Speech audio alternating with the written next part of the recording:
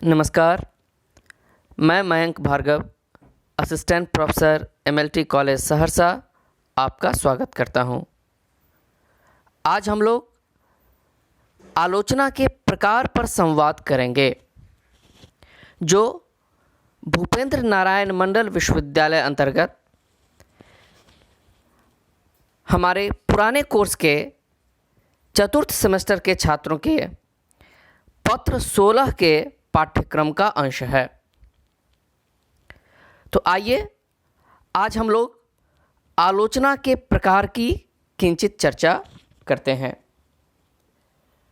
हम जानते हैं कि रचना और आलोचना दोनों अपने आप में महत्वपूर्ण विधाएं हैं। दोनों का दायित्व इस जीवन के प्रति और अपने पाठकों के प्रति है, परंतु आलोचना एक ज़्यादा जिम्मेदार विधा के रूप में अपेक्षित है, क्योंकि उसका दायित्व तिहरा है। रचना के प्रति, रचनाकार के प्रति और अपने पाठकों के प्रति। इस तिहरे दायित्व के कारण आलोचना से विशेष सतर्कता अपेक्षित है। एक ओर आलोचना किसी रचना की सहृदयता से व्याख्या करती है, दूसरी ओर अपनी कसौटियों और युग के मानदंडों के हिसाब से रचना पर वह अपना निर्णय देती है। एक सही आलोचना अपने पाठकों के प्रति भी विश्वास पात्र होती है और पाठकों की प्रतिनिधि बनकर रचनाकार के पास वह पाठकों की प्रतिक्रिया का भी वाहक बनती है। जैसे कवि दृष्टा और स्रष्टा दोनों होता है, वैसे ही एक आलोचक भी दृष्टा और स्रष्टा होता है। और आलोचक में तो और ज़्यादा विशेषताएं अपेक्षित हैं। लोक व्यवहार का ज्ञान होना चाहिए, उसमें शास्त्र का ज्ञान होना चाहिए, प्रतिभा, अभ्यास, एक विशाल परंपरा का ज्ञान, ये सभी एक समालोचक के लिए अपेक्षित हैं। आलोचक और आलोचना की कसौटियां बदलती रही हैं। इन सिद्धांतों में परिवर्तन होता रहा है। तो आलोचना के सिद्धांतों के आधार पर आलोचना के कई प्रकार किए जाते हैं। आलोचना की अनेक पद्धतियां प्रचलित हैं, पर उन तमाम कसौटियों को हम मुख्यतः दो भागों में बांटते हैं: सैद्धांतिक आलोचना और व्यावहारिक आलोचना। सैद्धांतिक आलोचना में आलोचना के मापदंड के रूप में नियमों का निर्धारण किया जाता है। आलोचक का कार्य केवल इतना ही नहीं है कि वह बता दे कि कोई कृति अच्छी है या नहीं है। केवल औचित्य या अनौचित्य का निर्देश करना आलोचक का कर्तव्य नहीं है, बल्कि एक आलोचक से यह भी अपेक्षा की जाती है कि वह उन सिद्धांतों की स्थापना करे, उन नियमों को ढूंढ निकाले जिनके आधार पर एक काव्य कृति या एक गद्य कृति निर्मित होती है। यानी रचना की निर्मिति के पीछे जो सिद्धांत हैं, उनका स्थापन आलोचक का दायित्व है। इस प्रकार की आलोचना में जो आलोचक प्रवृत्त होते हैं, उनकी आलोचना सैद्धांतिक आलोचना होती है। और दूसरा भाग कह सकते हैं मुख्यतः व्यावहारिक आलोचना। इसमें सिद्धांतों की अपेक्षा दृष्टि रचना के मूल्यांकन पर केंद्रित होती है।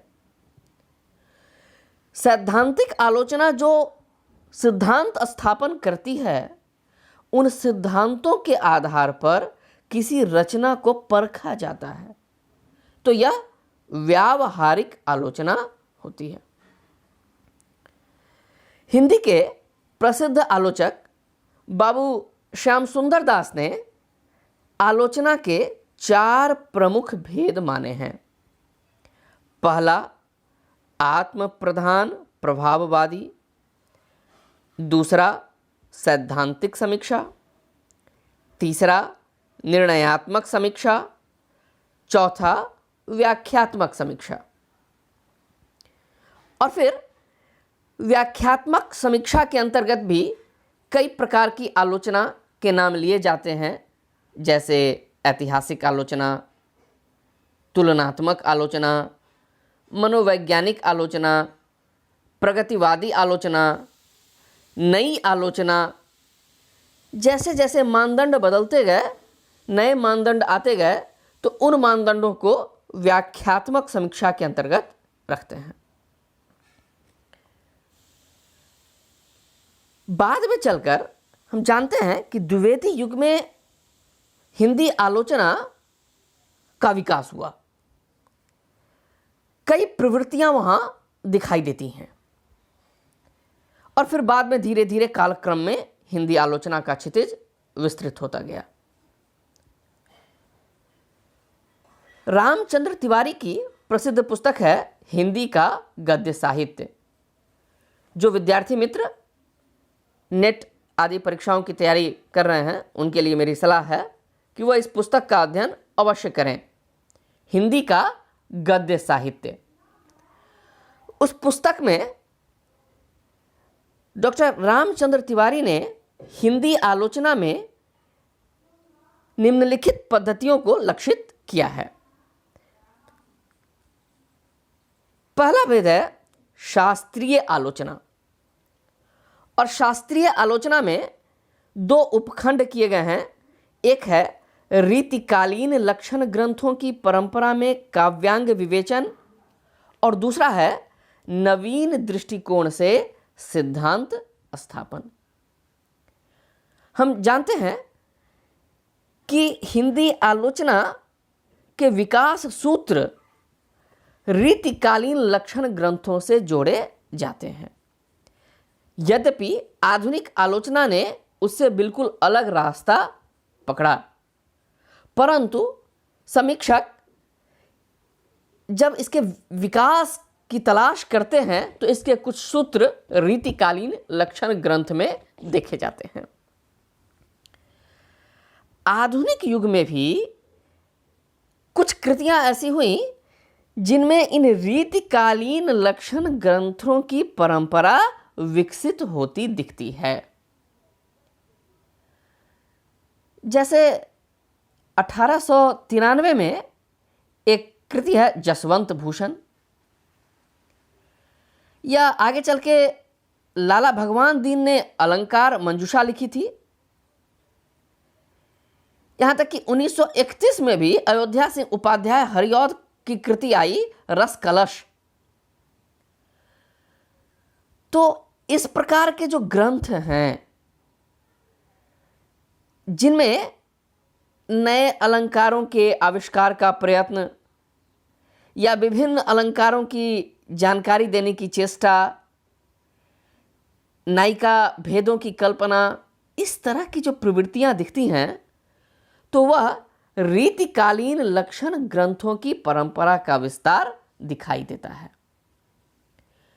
और इसी का जो दूसरा भेद है कि नवीन दृष्टिकोण से सिद्धांत स्थापन, यानी शास्त्रीय आलोचना के आधार पर हिंदी आलोचना ने एक नई व्याख्या दी। इसमें मुख्य तौर पर महावीर प्रसाद द्विवेदी, पद्मलाल पुन्नालाल बख्शी, बाबू श्याम सुंदर दास, बाबू गुलाब राय आदि आलोचकों के नाम लिए जाते हैं। इन आलोचकों ने शास्त्रीय आलोचना और आधुनिक हिंदी आलोचना में स्पष्ट भेद रखा। जैसे महावीर प्रसाद द्विवेदी ने ही स्पष्ट तौर पे कहा था कि अब अलंकार और रस विवेचन के जटिल ग्रंथों को बनाने की कोई आवश्यकता नहीं है। किसी अलंकार या उसके सूक्ष्म से भी सूक्ष्म भेद को जानने से अब क्या उपयोग है। उन्होंने आधुनिक रचना की आलोचना के लिए नवीन सिद्धांतों की स्थापना पर बल दिया। इन नवीन सिद्धांतों के आधार पर समसामयिक कृतियों की आलोचना हुई। इसलिए यह एक दृष्टि है जो शास्त्रीय आलोचना की नवीन दृष्टिकोण से सिद्धांत स्थापना करती है। यानी संस्कृत काव्य शास्त्र का पुनराख्यान कर पाश्चात्य आलोचना सिद्धांतों को अपने अनुरूप ढालकर हिंदी के लिए एक आलोचना शास्त्र का रास्ता निर्मित किया गया, जो तत्कालीन युग चेतना के भी अनुकूल था, और हिंदी आलोचना उस रास्ते आगे बढ़ी। तो यह पहला भेद था शास्त्रीय आलोचना, जिसके अंतर्गत ये दो उपभेद आए। पहला रीतिकालीन लक्षण ग्रंथों की परंपरा में काव्यांग विवेचन, और दूसरा नवीन दृष्टिकोण से सिद्धांत स्थापन। अब अगला भेद है तुलनात्मक मूल्यांकन एवं निर्णय। नाम से ही स्पष्ट है कि इसमें दो कृतियों की तुलना की जाती है। अब वह कृतियां अलग अलग भाषाओं की हो सकती है या एक भाषा की हो सकती है, एक रचनाकार की अलग अलग कृतियां हो सकती हैं। उन विभिन्न रचना या रचनाकारों की तुलना कर इसमें एक की तुलना दूसरे से की जाती है, और स्वाभाविक है कि फिर इसमें मूल्य निर्णय भी स्थापित होता है। किसी को अच्छा, किसी को कम अच्छा, या किसी को बुरा बताने की चेष्टा इसमें की जाती है। हम लोग अगले संवाद में या फिर किसी अगले संवाद में तुलनात्मक मूल्यांकन एवं निर्णय की चर्चा विस्तार से करेंगे। समीक्षा की एक और पद्धति है जिसका नामकरण रामचंद्र तिवारी ने समीक्षा की नवीन व्यावहारिक पद्धति का विकास रखा। स्वाभाविक है कि इसके नाम में ही व्यावहारिक पद्धति है, यानी सिद्धांतों से हटकर अब बात यहां व्यवहार पर आ रही है। भारतेंदु युग में ही यह परंपरा दिखाई देने लगी थी। भारतेंदु युग में जो बहुत सारी पत्र पत्रिकाएं निकली, उनमें पुस्तक परिचय का भी कॉलम होता था। उस पुस्तक परिचय से ही इस व्यावहारिक पद्धति का विकास दिखाई देता है, और फिर बाद में चलकर यह परंपरा विकसित होती गई, जिसमें रचना के वर्ण विषय का सामान्य विवरण और विशेषता मात्र ही नहीं, बल्कि उसकी अंतर्वृत्तियों का भी प्रकाश होने लगा, और इस माध्यम से भी गंभीर समीक्षा और समीक्षा सिद्धांत दोनों स्थापित होने लगे। इसकी जो शुरुआती रेखाएं दिखती हैं, उसमें कुछ का नाम जान लेना अभी आवश्यक है, और फिर हिंदी आलोचना के विकास की जब चर्चा होगी तो उसकी विस्तृत चर्चा की जाएगी। बद्री नारायण चौधरी प्रेमघन ने और बालकृष्ण भट्ट दोनों ने आनंद कादंबनी में संयोगिता संबर की समीक्षा लिखी थी। उसी प्रकार हिंदी प्रदीप पत्रिका में नील देवी की समीक्षा आई थी। तो इस प्रकार की जो समीक्षाएं आईं, उसने इस व्यावहारिक पद्धति का रास्ता खोला। फिर जब महावीर प्रसाद द्विवेदी सरस्वती पत्रिका निकालते हैं तो सरस्वती पत्रिका में भी यह पद्धति विकसित हुई। यहां तक कि मिश्र बंधुओं का जो हिंदी नवरत्न आया था उसकी समीक्षा भी प्रकाशित हुई थी उसमें। और महावीर प्रसाद द्विवेदी ने तो हिंदी साहित्य ही नहीं, तत्कालीन ज्ञान विज्ञान की जो भी पुस्तकें छपती थीं उनकी समीक्षा प्रकाशित करते थे वह सरस्वती पत्रिका में, और जिसके माध्यम से एक नवजागरण देखा गया है आगे चलकर। तो इस समीक्षा पद्धति में भी बाबू श्याम सुंदर दास हों, बाबू गुलाब राय हों, विश्वनाथ मिश्र हों, जगन्नाथ प्रसाद शर्मा हों, बहुत सारे लोगों ने में इस समीक्षा पद्धति को पहचाना जा सकता है। फिर अगला जो उपभेद है वह है अन्वेषण एवं अनुसंधान परक समीक्षा का। यह भी अपने आप में बहुत महत्वपूर्ण है। बनारस में जो नागरी प्रचारणी सभा स्थापित हुई और सभा ने जो नागरी प्रचारणी पत्रिका निकाली 1897 ईस्वी में, वहां से इस शोध एवं अनुसंधान परक समीक्षा का विकास देखा जाता है। सभा ने यह अनुभव किया कि प्राचीन कृतियों का शोध भी बहुत आवश्यक है, क्योंकि वह एक दौर था जब हिंदी को अपने को स्थापित करने के लिए भी संघर्ष करना था, हिंदी को भी और देवनागरी लिपि को भी। यह संघर्ष भी एक स्तर पर चल रहा था कि कैसे एक भाषा अपनी विस्तृत परंपरा और समकालीनता को सामने रखे। तो ऐसे माहौल में यह अन्वेषण एवं अनुसंधान का कार्य प्रारंभ हुआ था। नागरी प्रचारणी पत्रिका के पूर्व भी बहुत सारे शोध हुए थे, परंतु उस पत्रिका में बहुत गंभीरता से यह कार्य प्रारंभ हुआ और उसमें बाबू राधा कृष्ण दास, बाबू श्याम सुंदर दास, किशोरी लाल गोस्वामी, चंद्रधर शर्मा गुलेरी, तमाम विद्वानों का योगदान था। बिहार के आरा में नागरी हितैषिणी पत्रिका भी प्रकाशित हुई थी और उसमें भी यह कार्य होता था, परंतु इस समीक्षा को एक ऊंचाई मिली जब काशी हिंदू विश्वविद्यालय में बाबू श्याम सुंदर दास आए। यानी विश्वविद्यालय स्तर पर जब हिंदी का अध्ययन प्रारंभ हुआ और हिंदी के अध्ययन और विकास की जरूरत समझी गई, एमए में हिंदी का पाठ्यक्रम बनना शुरू हुआ, उसके बाद से इस शोध परक समीक्षा का विकास हुआ। तो काशी हिंदू विश्वविद्यालय का भी योगदान इसमें रेखांकित करने योग्य है। स्वाभाविक है कि इस समीक्षा में जो तथ्य हमें ज्ञात नहीं होते हैं, इस समीक्षा के द्वारा वह तथ्य हमारे सामने आते हैं, और जो तथ्य ज्ञात हो जाते हैं उस आधार पर रचना को नई दृष्टि से देखा जाता है। यह केवल एक रचना ही नहीं, पूरी इतिहास परंपरा को एक नई दृष्टि से देखा जाता है। हम सब जानते हैं कि रामचंद्र शुक्ल ने जिन कृतियों के आधार पर वीरगाथा का नामकरण किया और बाद में जो शोध हुए और उसमें प्रामाणिक और अप्रामाणिकता की बात उठी और लगा कि शुक्ल जी को शायद उन ग्रंथों को देखने का अवसर न मिला, तो उस आधार पर फिर वीरगाथा काल पर पुनः चर्चा हुई।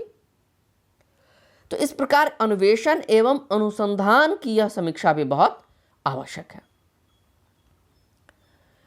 अगला भेद है प्राचीन व्यावहारिक आलोचना का अभिनव रूप, यानी व्याख्यात्मक टीकाएं।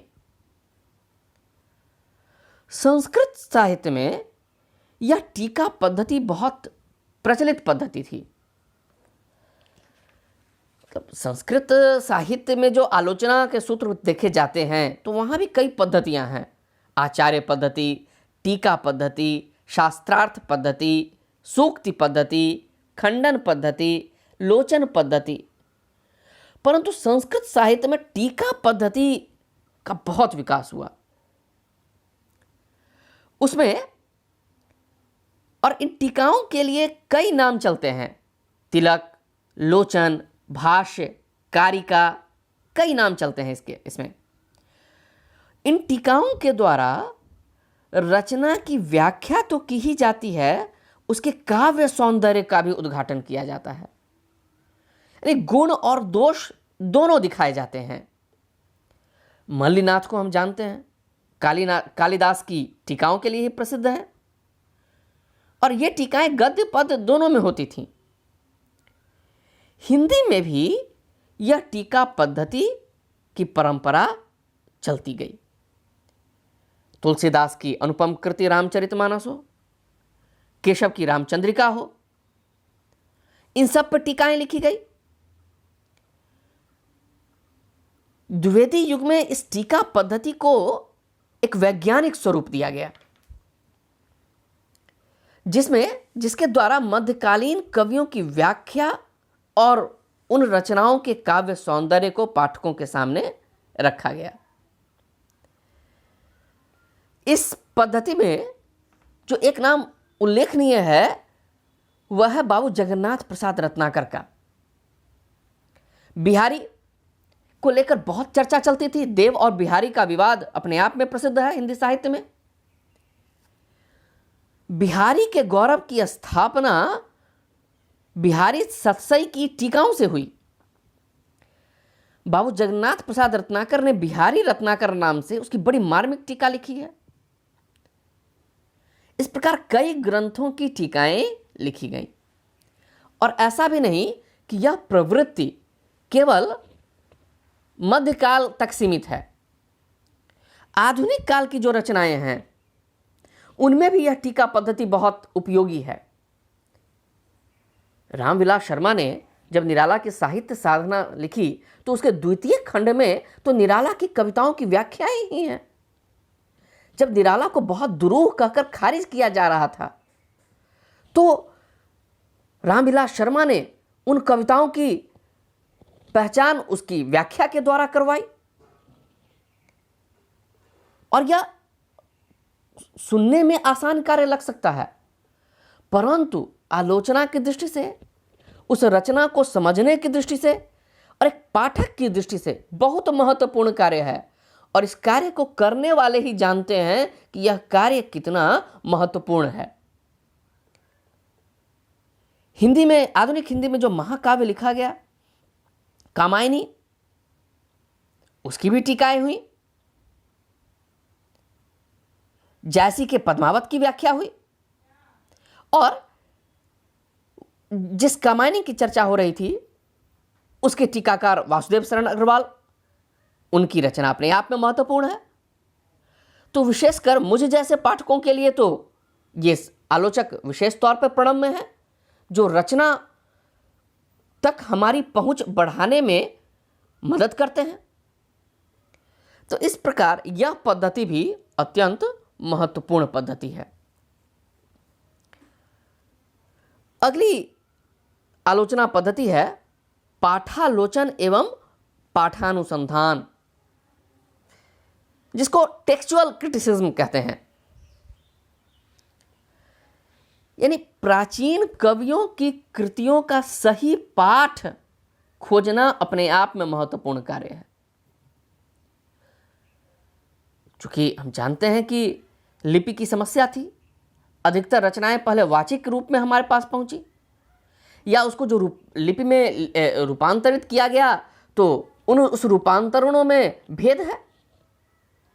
कबीर की रचनाओं पे जो इतना विवाद हुआ वह उनके सही पाठ न होने के कारण। तो सही पाठ का अनुसंधान ढूंढना भी अपने आप में महत्वपूर्ण है। कोई कहता है कि पाठ है कबीरा खरा बाजार में लिए लुकाठी हाथ, जो घर जा रहे अपना चले हमारे साथ। तो कोई कहता है कि नहीं, दूसरी पंक्ति है मैं घर जा रू ताश का, जो चले हमारे साथ। तो सही पाठ क्या है? इस पाठ के आधार पर उन महत्वपूर्ण कृतियों में जो छेपक जुड़ते चले गए, उन छेपकों को भी पहचाना जाता है। पृथ्वीराज रासो की चर्चा होती है। उसके मूल स्वरूप को पहचानना ही अपने आप में बहुत बड़ा कार्य है। इतने रूपांतरण हैं उसके कि उसमें से कौन सा प्रामाणिक है, कौन अर्ध प्रामाणिक है, कौन अप्रामाणिक है, इसकी भी अपने आप में विस्तृत चर्चा हुई हिंदी में। तो सही पाठ का अनुसंधान करना, अन्यथा कई बार तो इससे अर्थ का अनर्थ हो जाता है। तुलसीदास इसके उदाहरण हैं।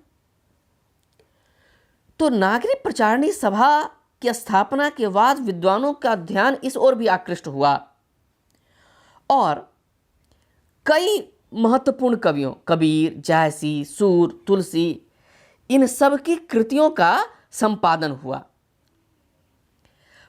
पर यह संपादन संपादकों की व्यक्तिगत सूझबूझ के आधार पर उस समय होता था।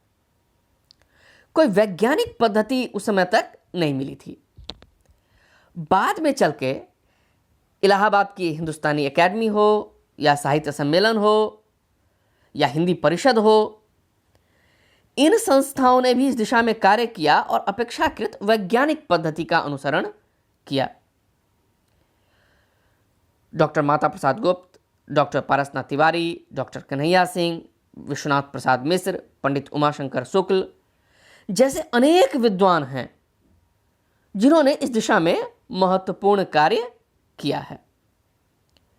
और उसके आधार पर ही हमें जायसी ग्रंथावली, खनानंद ग्रंथावली या रामचरितमानस, कबीर, इन सब की कृतियां उपलब्ध होती हैं। तो अपने आप में यह महत्वपूर्ण कार्य है, यद्यपि बहुत सारे आलोचक इसे शुद्ध आलोचना कहने में हिचकते हैं। परंतु एक और चीज की चर्चा आवश्यक है कि जिसे शब्दों का परिपाक कहते हैं। कोई रचनाकार एक ही बार में सही शब्द प्रयोग तक नहीं पहुंचता। हम जब इस दृष्टि से भी अब पाश्चात्य आलोचना में बहुत सारे काम हो रहे हैं कि कोई रचनाकार किसी रचना में एक शब्द को कितनी बार काट कर दूसरे शब्दों का प्रयोग करते हैं। और इस दृष्टि से भी अब देखा जाता है कि भाई पहले जो शब्द था तब क्या उसका अर्थ निकलता। कवि को संतोष न हुआ, उसने अपने मूल रचना में उस शब्द को काटा, फिर दूसरा शब्द लिखा, फिर उसको काटा, फिर तीसरा शब्द लिखा। भारतीय आलोचना में इसे ही शब्द परिपाक कहा गया है, अर्थात श्रेष्ठ शब्द तक पहुंचना। और एक रचनाकार को जब श्रेष्ठ शब्द मिल जाता है तभी उसे संतोष होता है। तो इस पाठानुसंधान की यह भी एक दिशा है। खुद कामायनी में ऐसे छंद मिले हैं कि जो कवि की लिखावट में मिलते हैं, पर जयशंकर प्रसाद ने बाद में उसे काट दिया, उसे छापते हुए उसे शामिल नहीं किया। तो लेकिन जो अंश शामिल नहीं हुआ, कई दफा वह अंश भी रचनाकार की मानसिकता को पढ़ने के लिए महत्वपूर्ण साबित होते हैं। तो इस प्रकार पाठालोचन एवं पाठानुसंधान भी अपने आप में बहुत महत्वपूर्ण विधा है। इन विविध प्रकारों के आधार पर आलोचना की दिशा बढ़ती रही है। जिन प्रकारों की चर्चा हुई उसके अलावा भी बहुत सारी महत्वपूर्ण पद्धतियां हैं। ऐतिहासिक एवं सांस्कृतिक आलोचना, शास्त्रीय समीक्षा या सैद्धांतिक समीक्षा की चर्चा तो हुई ही। फिर आगे चल के मार्क्सवादी या प्रगतिवादी आलोचना का विकास हुआ। फिर साहित्य का समाजशास्त्र जब विकसित हुआ तो समाजशास्त्रीय समीक्षा आई। फिर आगे चलकर बिल्कुल नई समीक्षा का नया रास्ता खुला, जिसमें नए भावबोध के साथ रचना की समीक्षा होने लगी। पाश्चात्य आलोचना की दृष्टियां जब हमसे परिचित हुई तो उस तरह शैली विज्ञान के रास्ते संरचनावाद का रास्ता हिंदी में खुला, फिर विखंडनवाद का रास्ता खुला। इस प्रकार आलोचना के कई रास्ते खुलते गए हैं और खुलते रहेंगे। वास्तव में हर युग की कसौटी के अनुसार आलोचना के सिद्धांत बदलते चलते हैं, आलोचना की कसौटियां बदलती चलती हैं और उनके आधार पर आलोचना की पद्धतियों का वर्गीकरण होता है।